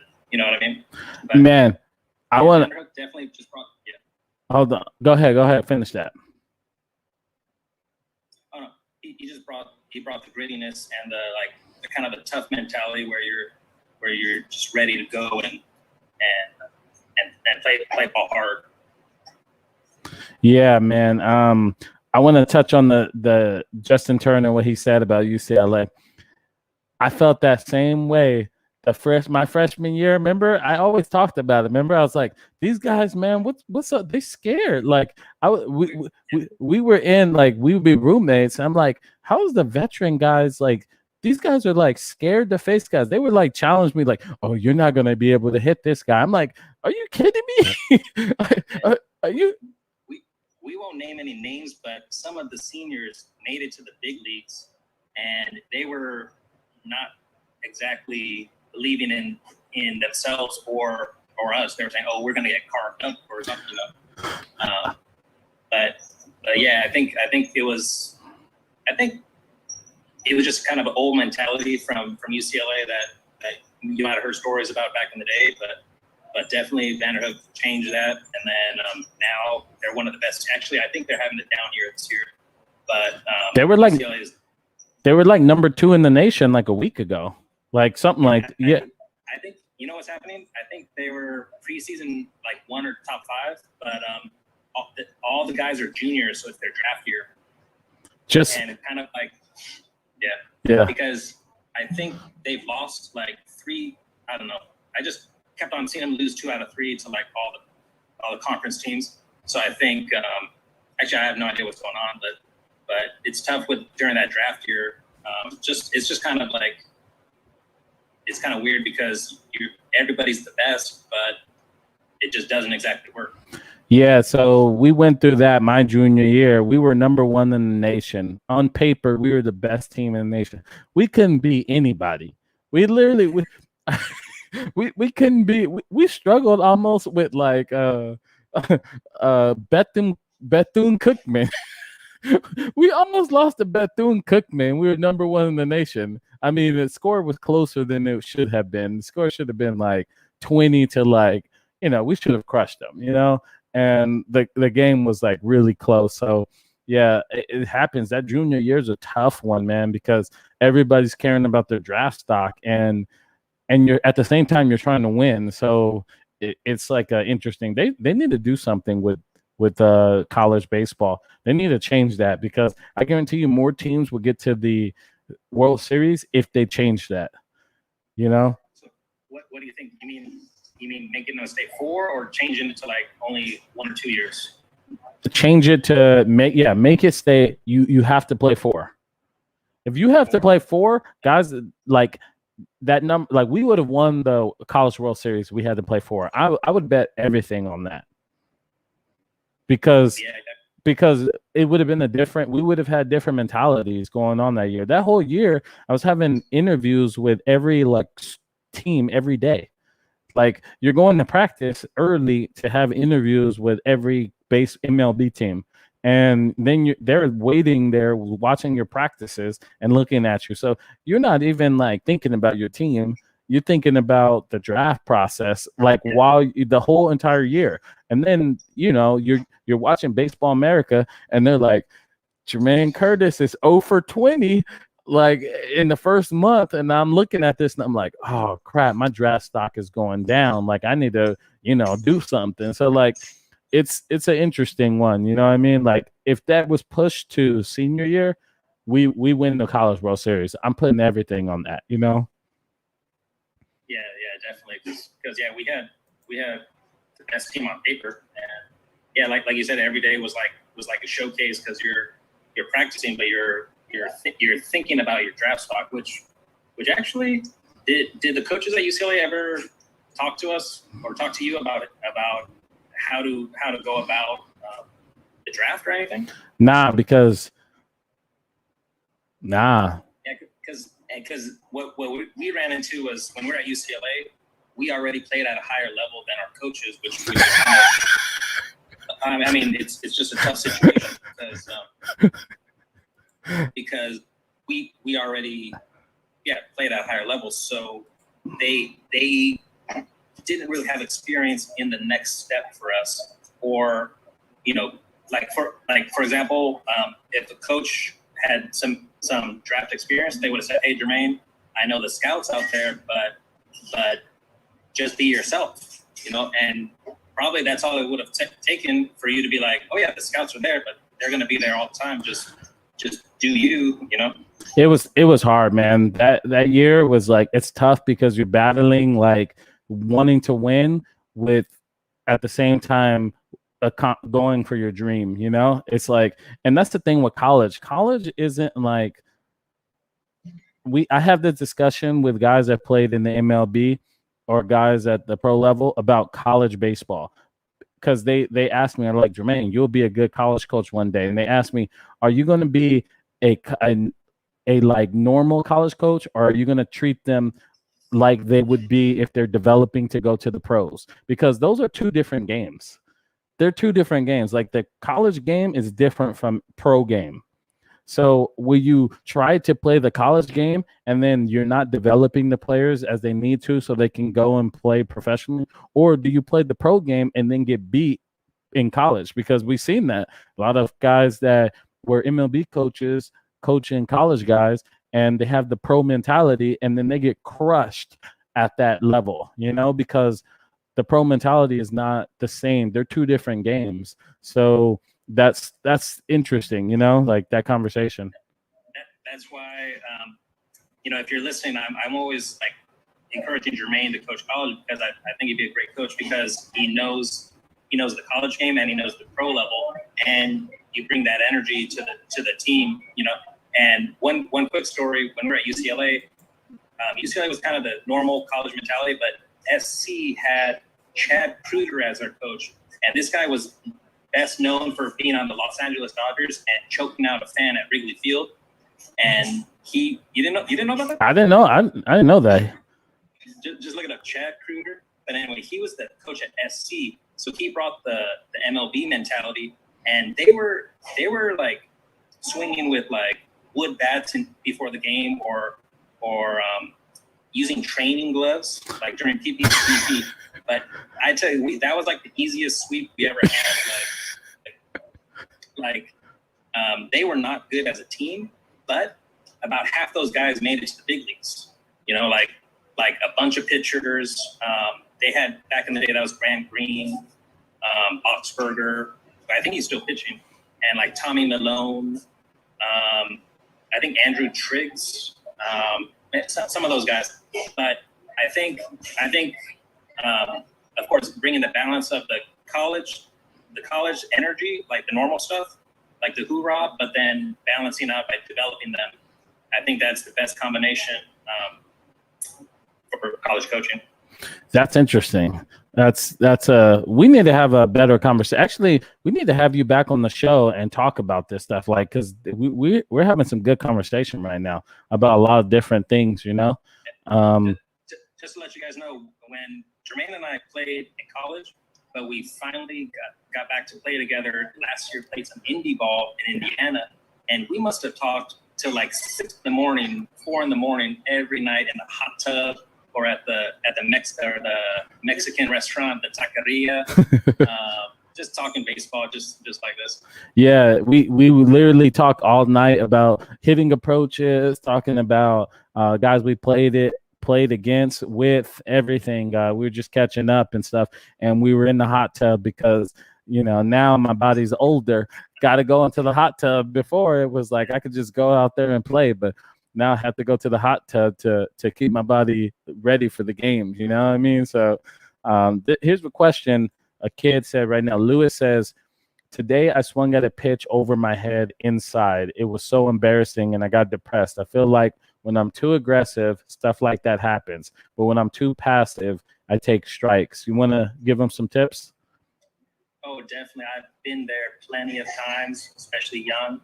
I think the biggest thing is we have this term called flushing it, or if you look at big leaguers, when they get out or make an error, it seems like they don't care. So this past summer when I was playing, I was leadoff hitter, and I just took a massive hack. But the first pitch of the game was a changeup in the dirt, and I didn't really care how it looked because I was ready to hit, and the pitcher just threw a changeup, but then just stuck with my approach, and he threw me 4 straight balls because I just took a massive hack. So I think it's as you're young, like learning, okay, if you're feeling embarrassed, okay, it's okay to feel that way, but just know that stuff, that kind of stuff, you grow out of. It's just going to come naturally. Just know that, the big leaguers swing at balls over their head and balls in the dirt. It's just part of the game, man. And it's just keep going, and then say that happens, you swing up and in. It's just 0-1, and the next pitch is probably going to be right there for you to hit. So just stay aggressive and just hit the next one. And that's why you get 3. I love that. Yeah, he's right.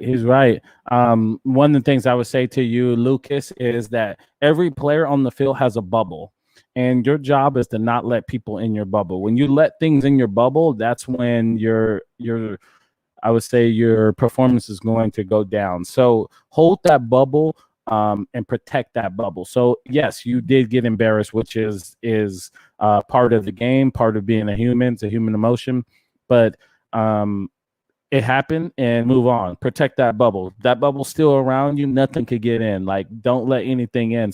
What happens is a lot of young players, they let things get into them and like, oh, I feel bad. I feel, and then they hang on to it. Again, like he said, the difference from pro players and amateurs is pros, they have this mindset where it doesn't affect them. That bubble doesn't get rocked, even if they look bad.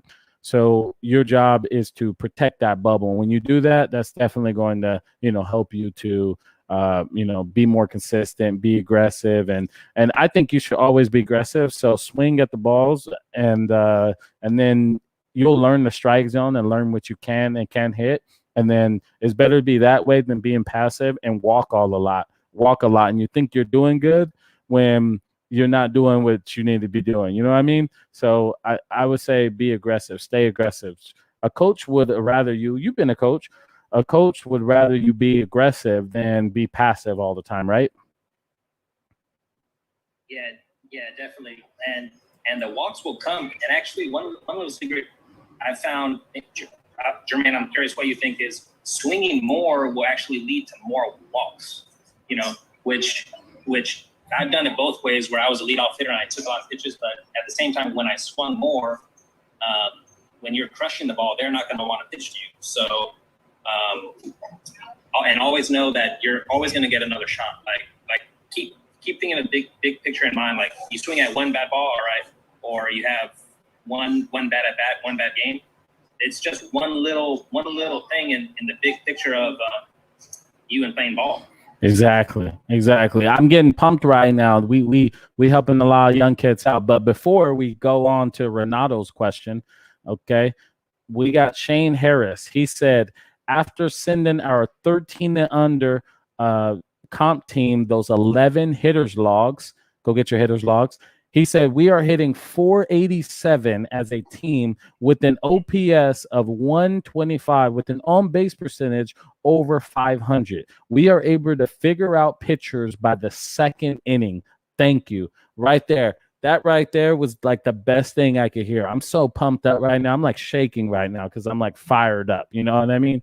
The hitters logs. You guys, get the hitters log. You got a coach right here that bought 11 for his team, gave it to his team. His team's out there raking right now. They're out there hammering guys. They get it. They understand what the hitter's log is, and they're using it. And these guys, what's going to happen is these players are going to be able to go back and see what they're doing all the time, doing well. Like, what am I doing well? All right, this is what I'm doing. I'm swinging at fastballs here.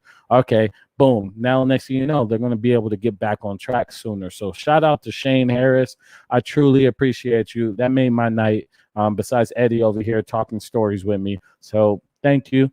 And Renato says, Curtis, can you explain again what is your 0-2 approach? You want to get this? What's your 0-2 hitting approach? 0-2 approach. Well, you know what? I think all two strike approach is going to be the same. Like you're battling, and so basically two strike approach. There's a simple way to like just kind of, you're just going to expand a little bit, maybe get on the plate. I used to choke up, but I actually went away from that. I always stayed low on the bottom of my bat, actually, because I started using the axe handle. So actually, I'm going to throw a little plug for them because I saw Mookie Betts using it, and I gave it a shot. And I'm about to bleep out everything you're saying in the next 10 minutes. Like, go ahead. Okay, but anyway, so yeah, like you can get on the plate a little bit. These are like common two strike approaches. Let's see, it's been a while. Back in the day, it was always like looking fastball and then adjusting to the curveball, but sometimes you can do a different, that's just one approach.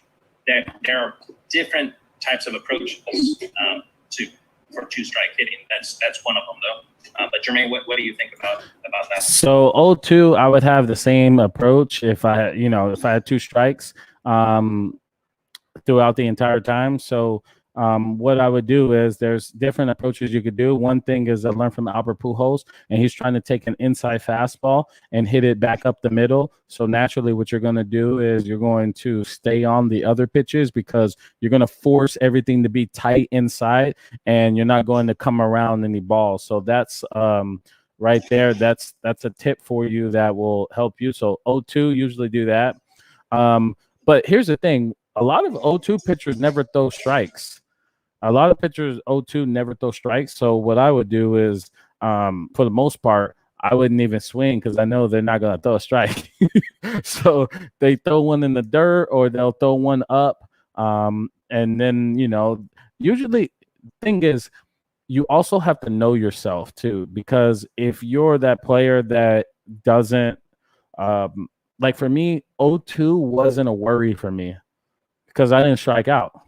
So that wasn't like my thing, So like I didn't worry, but because I knew how to hit the ball to right field, I could do that. I could go right now and you get 94, 95, and I'll hit it out to right field, like without even taking a swing in a while. So as far as the 0-2 approach, hitting it up the middle, or a two strike approach, my advice to you would be know yourself. And if you're asking this question, obviously you need to work on it. So my advice to you is before the pitch is going to be thrown, look over the pitcher's head and visualize yourself hit a line drive back up the middle on the inside pitch. Now what you're going to do is you're going to let the ball travel more and you'll be able to hit the other off-speed pitches. You got to go, Eddie? No, not yet. Actually, my flight was delayed, so we're taking off in an hour. So I'm going to board in 30 minutes.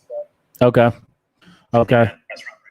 Yeah, so that would be my advice to you as far as the two strike approach. But there's another one you could do is if you're swinging at balls down in the zone, move your sights higher. Sometimes you got to do that. If you know that the guy has a power curve ball and he's throwing it in the dirt and people are swinging at it, move your eyesights higher, where now you're looking for a fastball up in the zone. There's just, those would be the two that I recommend. Usually right there, that's what helps me. So another question, Philip says, did the whole team leave together, or were you guys together by coincidence? I think he's talking about us. Actually, I don't even know what he's talking about. Did the whole team live together, or were you guys together by coincidence?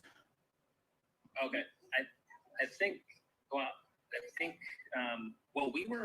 it was coincidence that we were put together. Like it wasn't our choice. Like our freshman year, the coaches put Jermaine and me together, and we lived with one other pitcher and a volleyball player.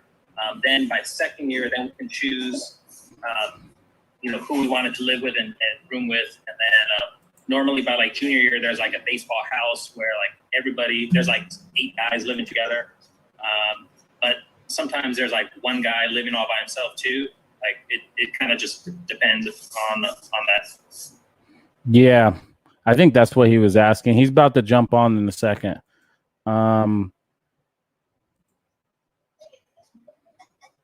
Philip, what's going on? Hey, how's it going, Coach Jermaine? How you doing? Great. How are you? I'm doing all right. So what was your question? So my first question was, do you have any advice on arm care? Especially for, because like my elbow and my shoulder have been starting to hurt, and I like have really bad throwing mechanics too. So do you have any advice on what to do to not like put myself in a bad situation? You, Eddie, take this one because you are like Mr. Arm Care. So you, you got it. First, Philip. Actually, how old are you, Philip? I'm 16. Oh, 16. Okay, so is that junior year of high school? Okay, so I just finished my sophomore year. Yeah. Oh, okay. So first, if arm is ever bugging you, just shut it down. Shut it down. And if you're feeling any pressure at all from the coach, just tell him, like, hey, man, this is my career. You're not going to force me to throw. Never feel pressure to throw or pitch in a game. Just rest it, and that's first of all. And then as far as arm care, look up Trevor Bauer and his arm care stuff he does, because we were kids at UCLA, and this guy didn't lift any weights, but he would do all the these things with the he calls it a javelin. I think it's like his symbol, but he's doing his long toss program. He's doing his weighted ball program. He's doing calisthenics, like he's doing like pull-ups on rings. He's doing battle ropes. You might have seen that in like CrossFit workouts, but the battle ropes is good for the all the shoulders. But especially the J bands, the elastic bands. That's like one of the big things. And I would say X factor, I've thrown pull-ups. Okay. There was one time where I just did pull-ups for a long time, like 3 months straight, and my arm got way stronger. So that would be pull-ups would be the X factor, I'd say. And Philip, are you a pitcher? No, I'm an outfielder. Okay. Outfielder, yeah. So outfielder, yeah. Just if your arm is if you feel it in practice, just shut it down. Rest it, and then just give it time, because you want your body to heal, and then get back on the program. Okay, thank you. Yeah, he nailed it right there. He gave you all the gems. He dropped the value bombs right there. And he gave you the insider tips with the Trevor Bauer stuff. So you definitely got to go ahead and check that stuff out. There's nothing I can add besides put some ice on your arm and maybe throw some, before you do anything, maybe warm it up, put it in warm water so that, see if that works for you. Yeah. One more tip, because I didn't learn this till college, but when you're icing the elbow, 15 minutes at the most, because you have a nerve there. So the elbow, you want to ice 15 minutes or less, because otherwise you'll freeze that nerve. So just a little tidbit. That's very valuable. Wow, that's good stuff right there. You have any other question, Philip? Yeah, so today I went. Hold on. By the way, Eddie, Philip, this kid right here loves the game and works hard, man. He sent me videos of himself, and you know, he hasn't played that much, right? You haven't played that much, or I haven't really played that much. I played in 3rd grade and then in 6th grade, but like when I really started trying to improve, like not just playing because it was something to do, but when I really started to improve was 8th grade, and I just finished my sophomore season, so that was 3 years. you gotta So, yeah. you gotta see this guy's like you gotta see his swing. He's put some work in. He got like a Aaron Judge type swing right now, and yeah, it's like when I seen this video, I was like, oh man, look at you. You put some work in. So I just want to give him, you know, some credit, some props, and tell him that I was proud of him. From, you know, because he sticks with it, he wants it, and he's going to get better. And hey, here's the thing: 1 year you could be a drastic different player. That's all it takes. 1 year, you know, if you just went hard 1 year, man. Yes. And Junior Bat Bros, yes, your videos. I was thinking about reaching out to you guys, seeing if I could react to your videos. I think it'd be pretty cool. But what's your question, Philip? Oh, so my first one was, how many dry swings in front of the mirror would you recommend taking a day? I take about 100, but I don't feel like that's enough to really cement like my mechanics to really get them on point. So I think 100. Shoot, I was gonna say like only like 50, but you're doing 100. I think you're doing good. You just want to get a feel. You just want to get the feel and see what your body is doing like the right way. Like, don't try to overdo it. Just take it step by step. You know, I think we have a problem of we have an issue where we always want the success, but things take time. So just keep doing it and taking it day by day. And like I said, over a course of a year, you're going to be in a drastic different place. And that's what I keep telling myself about YouTube. Have you noticed how many days do I post? Do you know how often I post a video? yeah, you post every day. So I post every single day. You know how hard it is to post, and I'm about to leave in a week to go coach for the summer. So it's going to be hard for me to post, but I'm going to try to post every single day. In 1 year, my life can be drastically different. I just started posting, and you follow me now. Imagine how many more kids like you are going to follow me. There's going to be tons of them, and all I need to do is just keep putting out videos every single day for 1 year. And it's the same thing with you. It's like, keep working, keep taking those dry hacks. As far as the limit, I would just do what you're doing. Stay at 100, but don't do quantity. Do quality. So like, take it slow, visualize, see, all right, is that how my body should be moving? All right, that's the way it should be. So Eddie, you want to give your 2 cents on that?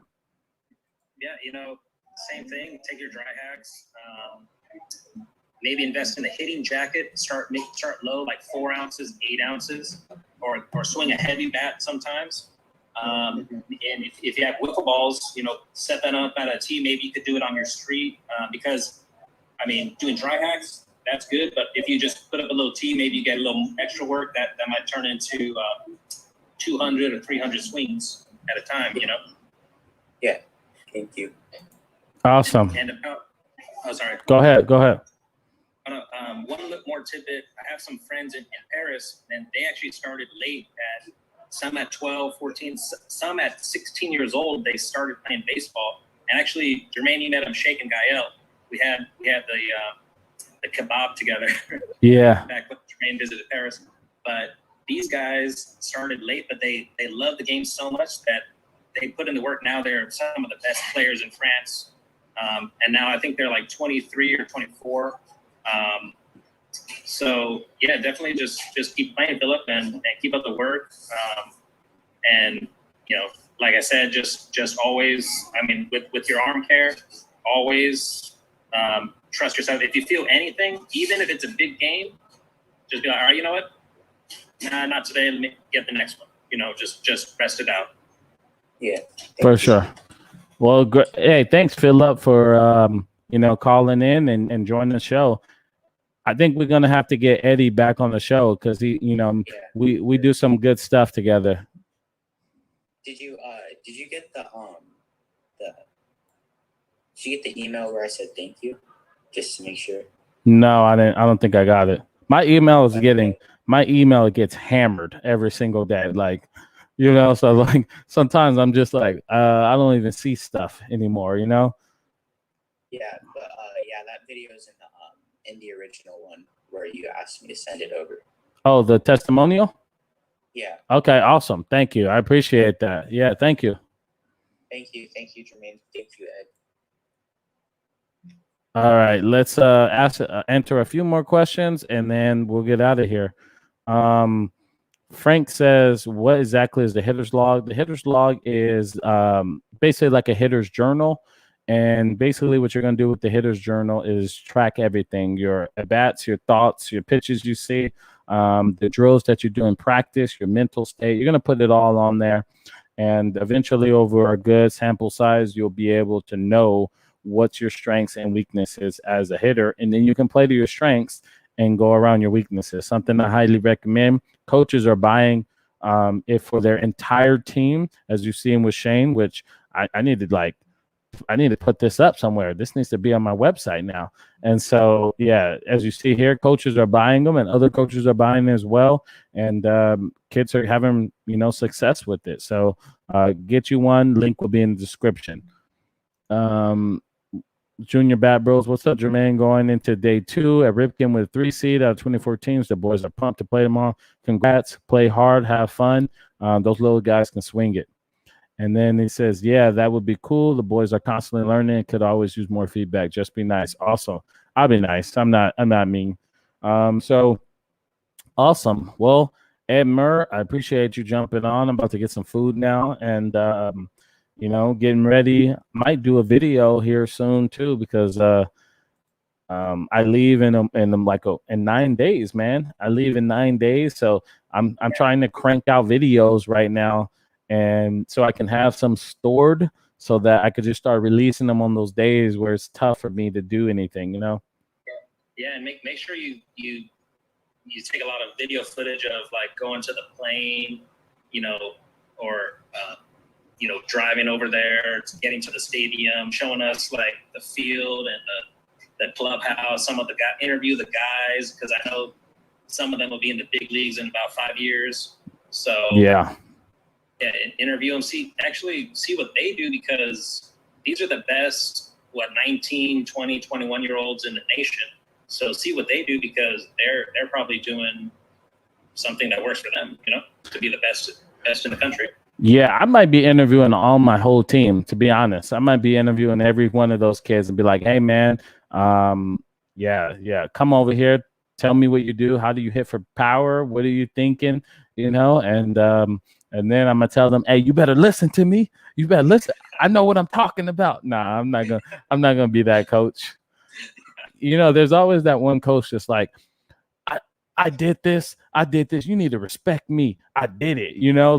Nah, I'm not going to be that guy. I'm going to be joking with these guys like 95% of the time, but I think my energy would be good for the team, Oh yeah. When Jermaine came to Indiana, we were a different team because he actually came for our playoff push. So it was like the last week of the regular season. And I kid you not, that was the most runs I've ever seen the team score in one inning. We put up like a 13 spot, capped off with like a homer, and it was dead at first, but then when Jermaine came, he brought that energy, and like that was like some of the best times in baseball right there. Even though it was a regular season game, we weren't playing for anything. It was just fun to just crush a team in an inning. Actually, I think we were losing like 7-0 to begin with. Yeah, that's what I remember because I came and I was like, hey, man, after the game, I was like, man, that was interesting. We came back and won. You're like, we haven't done that all year. We normally lose to that team. I was like, what? I was like, that was interesting, And so that was pretty cool to hear that from your mouth. You're like, dude, it was because of you. That was the reason why we won that game, Oh yeah. Just your presence and like pumping the guys up and cracking everybody up. I won't say what you said right here, but Hey, just having fun, dugout talk, You know I'm gonna be yelling that in my dugout for sure. I'm gonna be doing some off the wall tests. I wonder. Hey, my managers are from pro ball, so the managers. So this was happening in baseball right now, which is crazy. So the MLB, since COVID happened. Oh, shouldn't say that. Can't say that on YouTube. Since the sickness happened, what happened is that the coaches that are like been in organizations for 10, 15 years, they couldn't get a job. So they were at the highest pay of coaching and development, and they couldn't get a job. So now they're coaching this league with me.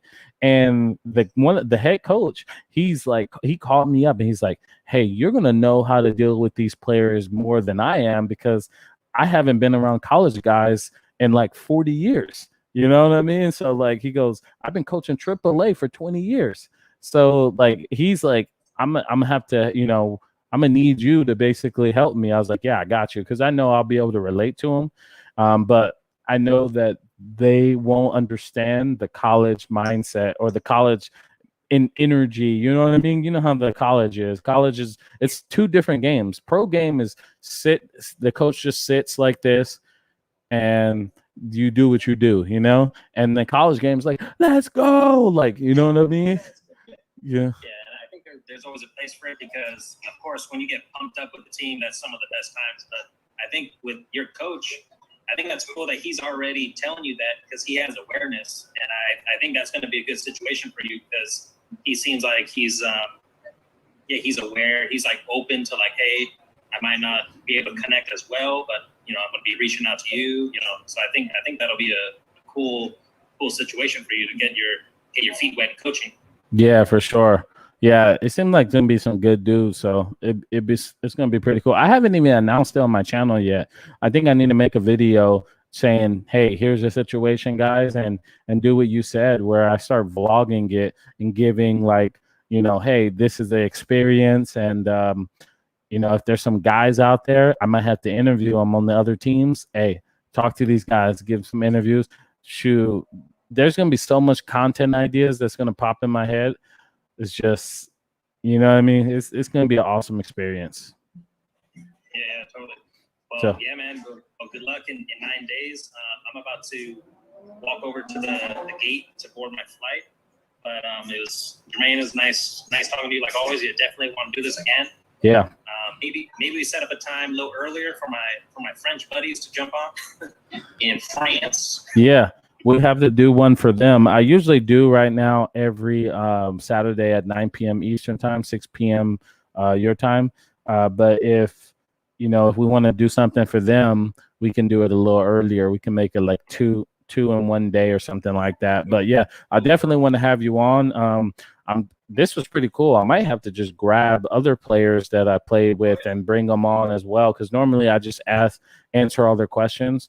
But I didn't have as much engagement with the fans this time, so I got to figure that one out where I can have the player on and then have the engagement with them as well, asking questions, because they were just listening to our stories and they weren't asking questions to get help, so but I'll figure it out. But yeah, I appreciate you, man. Let me know when you get home, and I'll talk to you soon, man. Thanks for coming on. Bye, man. All right. Thanks, guys. All right, bye. Shout out to Ed Murr coming on the show, helping you guys out, and that was awesome, man. That was awesome. Had a good time chatting with him, chatting with a lot of you guys. Yeah. If there's anybody still on, there's a few people still on right now. We got 4 people on YouTube. We got 2 people on Facebook. That's awesome. So, yeah, I think that's it. I want to thank you guys for watching. Hit that like button. Subscribe to the channel if you're new here, and I'll see you guys in the next video.